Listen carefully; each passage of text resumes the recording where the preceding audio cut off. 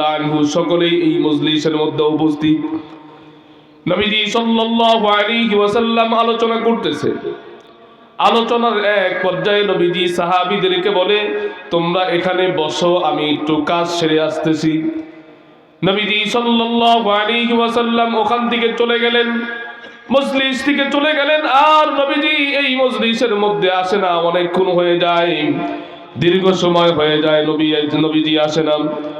সাহাবায়ে কেরাম টেনশনে পড়ে গেলেন, না জানি নবীজি সাল্লাল্লাহু আলাইহি ওয়াসাল্লাম কোন বিপদে পড়ে গেলেন।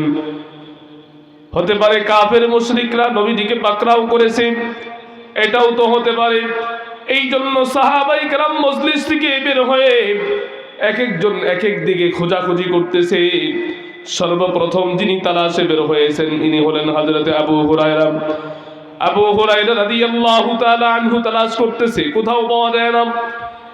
এক পর্যায়ে নবীজিকে পাওয়া গেল বনু নজ্জার গোত্রের একটা খেজুর বাগান ছিল, সেই খেজুর বাগানের ভিতরে নবীজি সাল্লাল্লাহু আলাইহি ওয়াসাল্লাম খেজুর বাগানের ভিতরে বসা।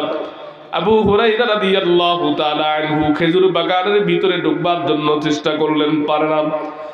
এক পর্যায়ে পানির লালা দিয়ে মাথাকে হামু দিয়ে ভিতরে প্রবেশ হলেন। ভিতরে প্রবেশ করার সাথে সাথেই দেখলেন নবীজি সাল্লাল্লাহু আলাইহি ওয়াসাল্লাম বসা। নবীজি সাল্লাল্লাহু আলাইহি ওয়াসাল্লামের কাছে গেলেন। নবীজি সাল্লাল্লাহু আলাইহি ওয়াসাল্লাম আবু হুরায়রাকে দেখে ফেললেন।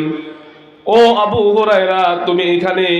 আবু হুরায়রা বলে, হ্যাঁ ইয়া রাসূলুল্লাহ, ইয়া হাবিবাল্লাহ, অনেকক্ষণ যাবত হলো, দীর্ঘক্ষণ হলো আপনাকে দেখি না, এই জন্য আপনার খোঁজে বের হয়েছি। এইবার নবীজি সাল্লাল্লাহু আলাইহি ওয়াসাল্লাম আবু হুরায়রাকে বলেন, ও আবু হুরায়রা, তুমি এখানে এসেছো, ভালো হয়েছে। এই যে আমার জুতা মুবারক, এই জুতা মুবারক তুমি নাও।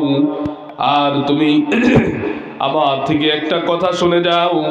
আমার কথা হলো, কেউ যদি খালেস নিয়তে ইখলাস নিয়ে কালিমা লা ইলাহা ইল্লাল্লাহ পড়ে, আল্লাহ রাব্বুল আলামিন তার ঠিকানা জান্নাত করে দিবেন। লিল্লাহে তাকবীর, লিল্লাহে তাকবীর। প্রধান মেহমানের আগমন, প্রধান মেহমান